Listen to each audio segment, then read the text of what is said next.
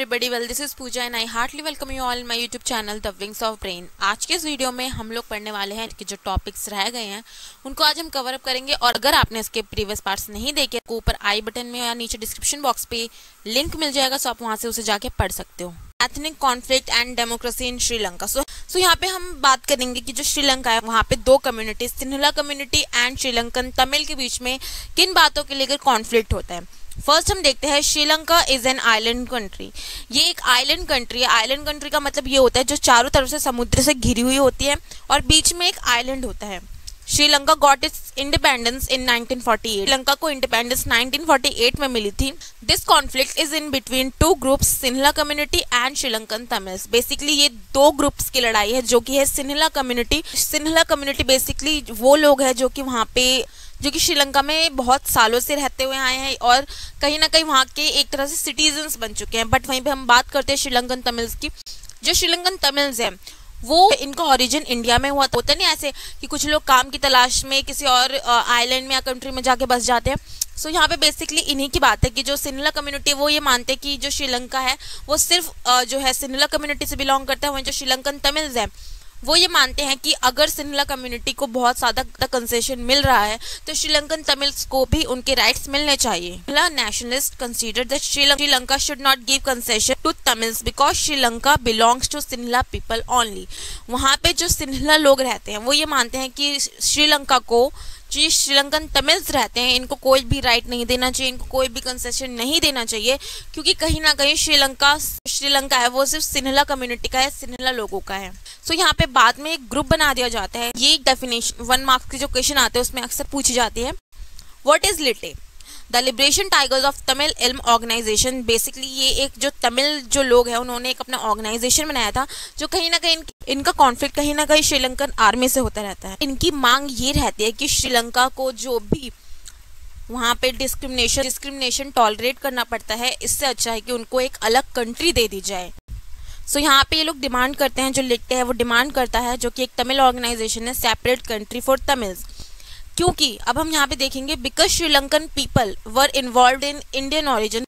जो ये लोग हैं वो इंडिया के ओरिजिन से ही रिलेट करते हैं, क्योंकि इंडियन ओरिजिन के ही है, क्योंकि इनके फोर फादर्स यहाँ रहते थे और किसी काम की वजह से या किसी जॉब की वजह से वो लोग वहाँ पे जाके शिफ्ट हो गए।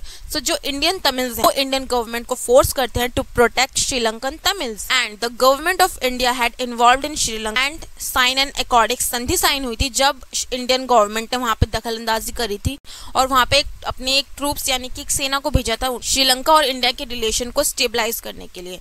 इवेंचुअली अब हम देखेंगे क्या होता है 1989 में IPKF Indian peace keeping force जब वहां पर जाती है तो श्रीलंकन तमिल्स भी इस बात से नाराज हो जाते हैं और श्रीलंकन गवर्नमेंट भी इस बात से नाराज हो जाती है कि ये श्रीलंका का इंटरनल मैटर है और इंडिया को इसमें दखल अंदाजी नहीं करनी चाहिए। जिसके बाद जो ये फोर्स होती है इसको कहीं ना कहीं इसे श्रीलंका से बाहर कर दिया जाता है। इसके बाद इंडिया और श्रीलंका के रिलेशंस जो है इतने अच्छे नहीं रहते।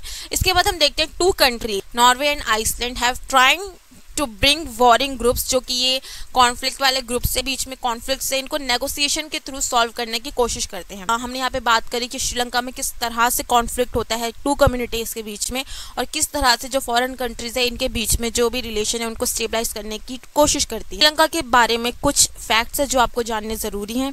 Sri Lanka was one of the most developing country to control the growth of population.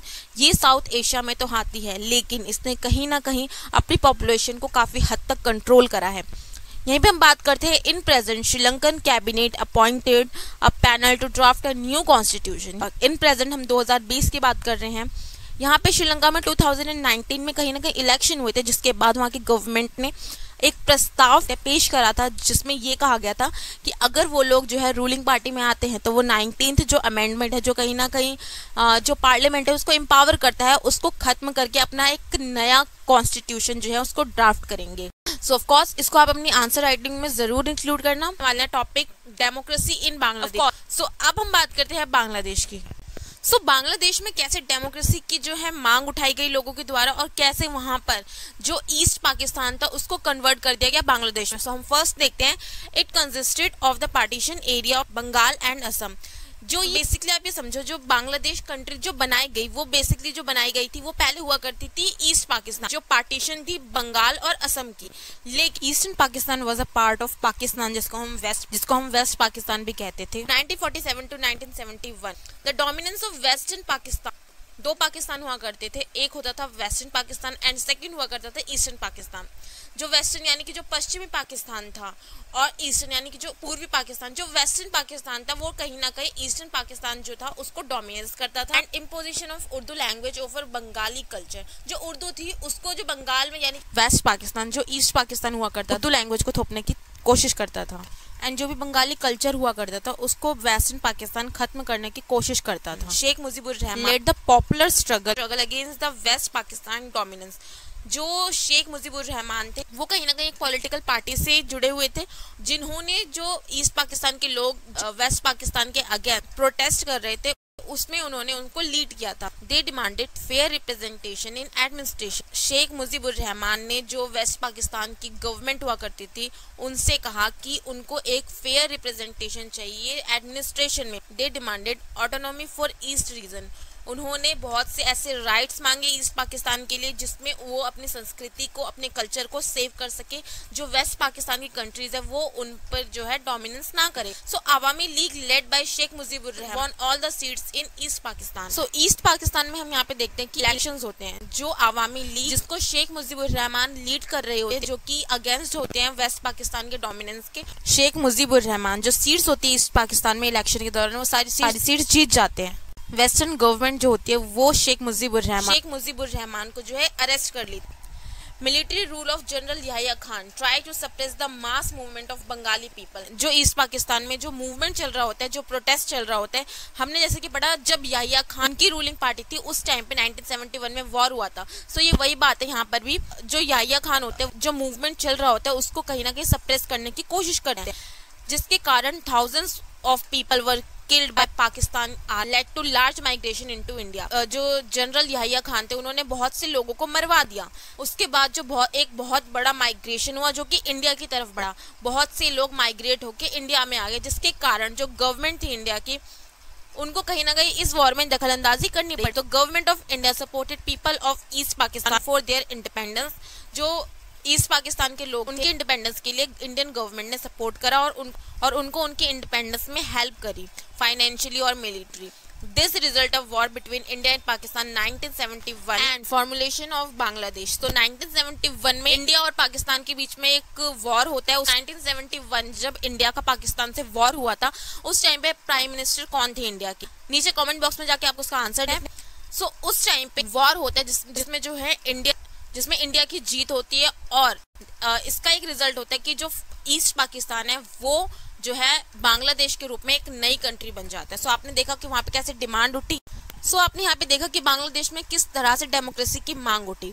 Of course आपको मैं एक चीज और बता दूं, इस चैप्टर में जैसे कि साउथ एशिया की कंट्रीज के बारे में हम पढ़ रहे हैं, लेकिन 2007 में एक और कंट्री जो है उसको इंक्लूड किया गया है साउथ एशिया में, जो कि है अफगानिस्तान। सो इसको अपने आंसर राइटिंग में जरूर इंक्लूड कर, इसको अपने आंसर राइटिंग में इंक्लूड करके आप अच्छे खासे मार्क्स गेन कर सकते हैं। बात करेंगे इंडिया और पाकिस्तान कॉन्फ्लिक्ट की 2019 तक। सो यहाँ पे फर्स्ट हम देखते हैं कश्मीर इशू। इंडिया और पाकिस्तान के बीच में हमेशा से कश्मीर इशू को लेकर हमेशा से वॉर रहा है। War between India and Pakistan in 1947 and 1948 failed to settle the matter division of POK and Jammu and Kashmir divided by LOC यानी कि लाइन ऑफ कंट्रोल। 1947 जब इंडिया और पाकिस्तान दोनों ही आजाद हुए थे तभी से इनके बीच में हमेशा से एक वॉर रहा है जो कि एक अनसुलझा था कश्मीर इशू को लेकर। पाकिस्तान का कहना है कि जो कश्मीर है वो उन यहाँ पे हम बात करने वाले हैं मोनार्की एंड डेमोक्रेसी इन नेपाल, यानी कि नेपाल में किस तरह से डेमोक्रेसी को अपनाया गया, वहाँ के लोगों ने किस तरह से प्रोटेस्ट करा डेमोक्रेसी के लिए। फर्स्ट हम देखते हैं Nepal was Hindu kingdom in past. अगर हम इसके पास्ट की बात करते तो नेपाल एक हिंदू किंगडम हुआ करता था, यानी कि यहाँ पे राजा का शासन चलता था। But in modern era there was constitutional monarchy. धीरे धीरे यहाँ पे चेंजेस आए और यहाँ पे कॉन्स्टिट्यूशनल मोनार्की को अपनाया गया। आप नीचे जैसे देख सकते हैं कॉन्स्टिट्यूशनल मोनार्की का मतलब ये होता है वहाँ पर किंग और पार्लियामेंट दोनों का रूल होता है। सो इन 1990 हम बात करते हैं in a wake up of strong pro democracy movement the king accepted the demand of new democratic movement. यहाँ पे क्या होता है, लोगों ने धीरे धीरे प्रोटेस्ट करना शुरू कर दिया क्योंकि लोग कहीं ना कहीं नाराज रहते थे कि उनको उनके राइट्स नहीं मिलते हैं, और किंगडमशिप हुआ करती थी वहाँ पे उनको प्रॉपर राइट्स नहीं मिलते थे, जिसके कारण लोगों ने एक बहुत बड़ा प्रोटेस्ट करा। सो यहाँ पे एक नया वर्ड आता है आप सबके लिए, आपको ये जानना बहुत ज़रूरी है कि एक माओइस्ट एक ऐसा ग्रुप होता है जो कि सरकार की नीतियों से नाखुश रहता है, जिनको ये लगता है सरकार जो नीतियाँ बनाती है वो उनके राइट में नहीं है। एंड जो माओइस्ट होते हैं वो ये गवर्नमेंट के अगेंस्ट जो है वेपन्स उठा लेते हैं और जो सरकार होती है उसका विरोध करते हैं। फिफ्थ पॉइंट हम देखते हैं कॉन्स्टिट्यूशनल मोनार्की क्या होती है।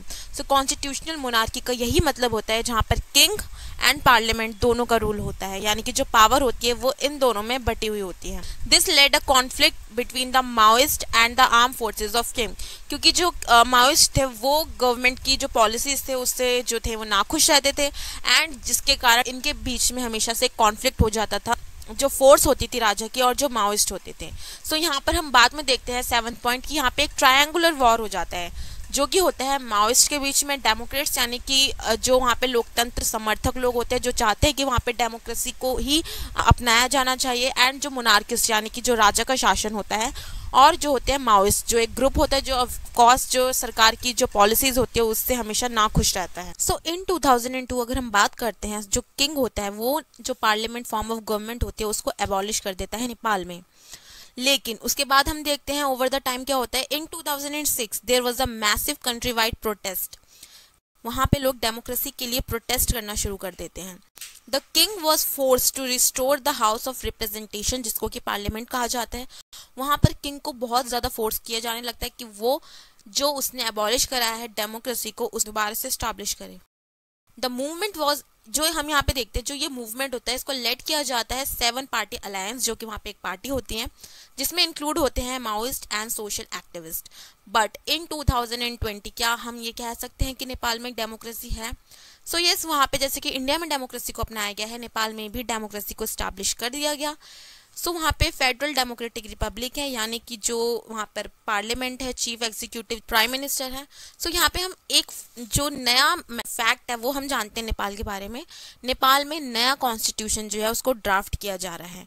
नया कॉन्स्टिट्यूशन का क्या मतलब है, सो हमें ये देखना पड़ेगा। सबसे पहले हम ये देखते हैं कि 601 मेंबर्स जो है कॉन्स्टिट्यूशनल असेंबली यहाँ पे इनको अपॉइंट किया गया है ताकि ये नया कॉन्स्टिट्यूशन बना सके। यहाँ पे 2007 में इंटरिम कॉन्स्टिट्यूशन को अपनाया गया था। इंटरिम कॉन्स्टिट्यूशन के तहत ही नेपाल को डेमोक्रेटिक और जो है रिपब्लिक और हम कह सकते हैं सेक्युलर कंट्री जो अनाउंस कर दिया गया था। लेकिन अब जो है यहाँ पर वर्क चल रहा है न्यू कॉन्स्टिट्यूशन के ऊपर। इसमें हम बात करेंगे इंडिया और पाकिस्तान कॉन्फ्लिक्ट की 2019 तक। सो यहाँ पे फर्स्ट हम देखते हैं कश्मीर इशू। इंडिया और पाकिस्तान के बीच में हमेशा से कश्मीर इशू को लेकर हमेशा से वॉर रहा है। War between India and Pakistan in 1947 and 1948 failed to settle the matter division of POK and Jammu and Kashmir divided by LOC, यानी कि लाइन ऑफ कंट्रोल। 1947 जब इंडिया और पाकिस्तान दोनों ही आज़ाद हुए थे तभी से इनके बीच में हमेशा से एक वॉर रहा है जो कि एक अनसुलझा था कश्मीर इशू को लेकर। पाकिस्तान का कहना है कि जो कश्मीर है वो उनकी टेरिटरी में आता है और जो इंडिया है उसका कहना है कि जो है उनकी टेरिटरी में आता है। सो इसको लेकर हमेशा से इन दोनों के बीच में वॉर रहा। 1947 में इनके बीच में एक वॉर हुआ था। फिर द वॉर ऑफ 1965 अगेन एक वॉर होता है गुजरात में 1965। ट्रूली 1965 में क्या होता है, 1965 में ये होता है कि जो पाकिस्तान की जो भी ट्रूप्स होती हैं गुजरात का एक रण है जहाँ जिसको कच्छ कहा जाता है, वहाँ पे जाके हमला कर देती है। जब इंडिया और पाकिस्तान दोनों एक दूसरे के सामने आते हैं सो इन दोनों के बीच में अगेन एक वॉर होता है, जिसके बाद जो पाकिस्तान है और इंडिया एक दूसरे की टेरिटरी को कहीं ना कहीं एक हद तक सीज कर लेते हैं। सो यहाँ पे हम नेक्स्ट देखते हैं इन 1971 India had von a decisive war against Pakistan, जिसको हम बांग्लादेश कहते हैं। हम पढ़ ही चुके हैं कि 1971 में एक वॉर होता है जो कि वेस्ट पाकिस्तान और ईस्ट पाकिस्तान को लेकर होता है। जो इंडिया है वो उसमें पार्टिसिपेट करता है और कहीं ना कहीं जो वेस्ट पाकिस्तान से एक अलग होकर एक कंट्री बन जाती है जो कि होते हैं बांग्लादेश। सो इंडिया और पाकिस्तान के बीच में 1971 में वॉर हुआ, देन 1998 में वॉर हुआ। 1998 में तो एक बेसिकली हम बात करते हैं कि क्या हुआ था। जैसे कि हमें पता ही है या फिर हम आने वाले चैप्टर्स में पढ़ेंगे कि उस टाइम पे जो भी न्यूक्लियर बॉम्ब्स होते थे वो 5 कंट्रीज के पास होते थे, जो कि यूनाइटेड नेशन में जिनके पास वीटो पावर होती है, वर्ल्ड में जितनी भी कंट्रीज है उससे छुपकर एक जो है टेस्ट करता है, जो कहीं ना कहीं इस टेस्ट में जो इंडिया है वो सक्सेसफुल होता है। बट इन रिस्पॉन्ड अगेन जो पाकिस्तान है वो भी अपना जो न्यूक्लियर बॉम्ब है उसको टेस्ट करता है। शंघाई ही एक ऐसा दौर आता है जब दोनों ही गवर्नमेंट जो है एक दूसरे को ब्लेम करती है। सो जो इंडिया ब्लेम करता है कि पाकिस्तान हेल्प करता है टेररिस्ट को, उनको मनी देता है, ट्रेनिंग देता है, प्रोटेक्शन देता है, एज वेल एज जब प्रो खालिस्तानी वॉर हुआ, जब पंजाब में खालिस्तान नाम के एक देश की मांग उठ रही थी, तो इंडिया का कहना है कि जो पाकिस्तान टेररिस्ट है, पाकिस्तान ने कहीं ना कहीं टेररिस्ट को बहुत ज्यादा टेक्निकल सपोर्ट दिया था, चाहे वो बॉम्ब्स के मामले हो, चाहे वो टेक्निकल सपोर्ट देने की बात हो। फिर क्या होता है, government of Pakistan Indian government और सिक्योरिटी को ब्लेम करते हैं कि जो इंडियन गवर्नमेंट जो सिंध और बलूचिस्तान है वहाँ पे उनकी जासूसी कर रही है, वहाँ से कुछ इन्फॉर्मेशन निकाल रही है। सो यहाँ पर हम देखते हैं एक एग्रीमेंट होता है दोनों के बीच में। नेक्स्ट हम देखते हैं agreement signed between India and Pakistan over the use of Indus water. इन दोनों के बीच में कहीं ना कहीं एक विवाद इस बात को लेकर भी होता है कि जो इंडस वाटर है उसको कौन यूज करेगा, जिसे बाद में वर्ल्ड बैंक के थ्रू जो है उसे सॉल्व कर दिया जाए। लेकिन अब हम बात करते हैं प्रेजेंट की। आंसर राइटिंग में प्रेजेंट सिनेरियो को अगर आप ऐड करते हो तो आपके बहुत ज्यादा चांसेस हो जाते हैं अच्छे मार्क्स गेन करने के। इन 2019 the special status of Jammu and Kashmir, जो आर्टिकल 370 था जिसके तहत उनका एक अलग कॉन्स्टिट्यूशन होता था, जो भी इंडियन गवर्नमेंट रूल्स बनाती थी वो डायरेक्ट जम्मू एंड कश्मीर में बाकी स्टेट्स की तरह वहाँ पे इम्प्लीमेंट नहीं होते थे उनकी परमिशन के बगैर। उसे रिमूव कर दिया by government of India in 2019। सो यहाँ पे हमने देखा इंडिया और पाकिस्तान के बीच में किस किस तरह के वॉर रहे। 2015-16 हमने देखा कि बहुत ज्यादा पाकिस्तानी टेररिस्ट हमले इंडिया के ऊपर। लेकिन अगर हम देखते हैं कि इंडिया का क्या मेन कंसर्न पाकिस्तान है 2020, सो इसका आंसर है नहीं। अब कहीं ना कहीं इंडिया जो है पाकिस्तान से बहुत ज्यादा आगे निकल चुका है। अब जो इंडिया के सामने मेन कंसर्न वो चाइना, अमेरिका और बहुत से अलग क्लाइमेट चेंज जैसे इश्यूज हैं। सो इंडिया और पाकिस्तान के कॉन्फ्लिक्ट्स ज्यादा जो है मेन कंसर्न नहीं है इंडिया के लिए, क्योंकि बहुत सारे इश्यूज हैं उनको सॉल्व करना है इंडिया को। इंडिया की जो भी नेबर कंट्रीज है उनके साथ किस तरह के रिलेशन है। यहाँ पे हम बात करते हैं Indian government now prefers disengagement policy in Sri Lanka's internal matter. क्योंकि 1987 में जब इंडियन ट्रूप श्रीलंका में जाती है और जो भी श्रीलंकन गवर्नमेंट है उनका इंडिया को अपने इंटरनल मैटर में दखलंदाजी ना करने दे रहा और जो इंडिया है उसको वापस जाने के लिए बोल दे रहा, तो कहीं ना कहीं यहाँ पे इन दोनों के रिलेशन खराब हो जाते हैं। लेकिन उसके बाद इन दोनों के बीच में एक एग्रीमेंट साइन होता है जो होता है फ्री ट्रेड एग्रीमेंट, जिसके थ्रू ये दोनों ही कंट्रीज आपस में व्यापार कर पाएंगी बिना किसी टैरिफ के, बिना किसी टैक्स के। सो यहाँ पे नेक्स्ट हम बात करते हैं इंडिया एंड भूटान रिलेशन की। So there is no any kind of major conflict between India and Bhutan. इन दोनों के बीच में किसी तरह का कोई कॉन्फ्लिक्ट तो नहीं है। और efforts made by Bhutanese monarch to weed out the guerrillas. हाँ, यहाँ पे एक बात समझो कि गुरिल्ला क्या होता है। लाइक एक गुरिल्ला वॉर होता है जिसमें क्या होता है, जो दोनों ही पक्ष होते हैं, लाइक दोनों ही ट्रूप्स होते हैं, वो एक दूसरे के ऊपर छुपकर हमला कर रहे हैं। ठीक है, अगर आपने इसके पहले के पार्ट्स देखे होंगे तो मैंने उसमें आपको ये बता रखा है कि गुरिल्ला जो वॉर है वो किस तरह से। सो यहाँ पे क्या होता है, जो भूटानीज होते हैं वो कहीं ना कहीं इंडिया के साथ उनके रिलेशन वैसे ही अच्छे होते हैं। सो वो क्या करते हैं, जो भी गुरिल्लाज होते हैं या मिलिट्रीज होती है, वो जो भी हमला करते हैं या फिर जो भी दंगे कॉन्फ्लिक्ट फैलाते नॉर्थ ईस्ट इंडिया में, सो ये क्या करते हैं, उनको वहां से निकाल देते हैं, जिसके कारण इंडिया और भूटान के रिलेशन अगेन अच्छे हो जाते हैं। India involve in big hydro electric project in Bhutan. So India यहाँ पर जो है एक प्रोजेक्ट कर रहा है भूटान के साथ, जो कि हाइड्रो इलेक्ट्रिक प्रोजेक्ट। सो इस तरह हम देखते हैं कि जो भी हो, लेकिन जो भी दक्षिण एशिया यानी कि जो भी साउथ एशिया की कंट्रीज है, उनके रिलेशन चाहे कितने भी कॉन्फ्लिक्ट से भरे ही क्यों ना हो, लेकिन उनके बीच में कुछ ऐसे प्रोजेक्ट है जो उनको कहीं ना कहीं एक तरह से एसोसिएट करके रखते हैं। यहाँ पे हम बात करते हैं इंडिया एंड मालदीव्स की। सो जो इंडिया और मालदीव्स है वो कहीं ना कहीं इनके जो रिलेशन, अगर हम इनकी बात करते हैं, सो इनके जो रिलेशन है वो कहीं ना कहीं बहुत ज़्यादा फ्रेंडली और कहीं ना कहीं बहुत ज़्यादा इनके बीच में कभी कभार कॉन्फ्लिक्ट हो जाते हैं। लेकिन जो भी हो, अगर हम इसके 1988 की बात करते हैं, जब श्रीलंका से कुछ जो तमिल्स हैं, जो कुछ ट्रूप्स हैं, वो इन पे हमला कर देते, तो इन्होंने जो मालदीव है वो इंडिया से हेल्प मांगते हैं।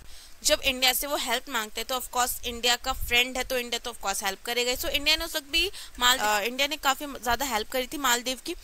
सेकेंड हम देखते हैं India has also contributed towards the development tourism and fisheries in Maldives. So जो इंडिया है वो कहीं ना कहीं जो मालदीव में जो है टूरिज्म पर और जो है फिशरीज पे वो कहीं ना कहीं कंट्रीब्यूट करते आया है। अब लास्ट जो टॉपिक है इस चैप्टर का वो हम बात करने वाले हैं peace and cooperation in South Asia. हमने जैसे कि पूरे चैप्टर में बात करी कि जो दक्षिण एशिया यानी जो साउथ एशिया की कंट्रीज है उनके बीच में किस तरह के रिलेशन रहे, उनके बीच में अपने लाइक इंटरनल मैटर में किस तरह के कॉन्फ्लिक्ट्स रहे, उनके एक दूसरे के साथ किस तरह के कॉन्फ्लिक्ट रहे।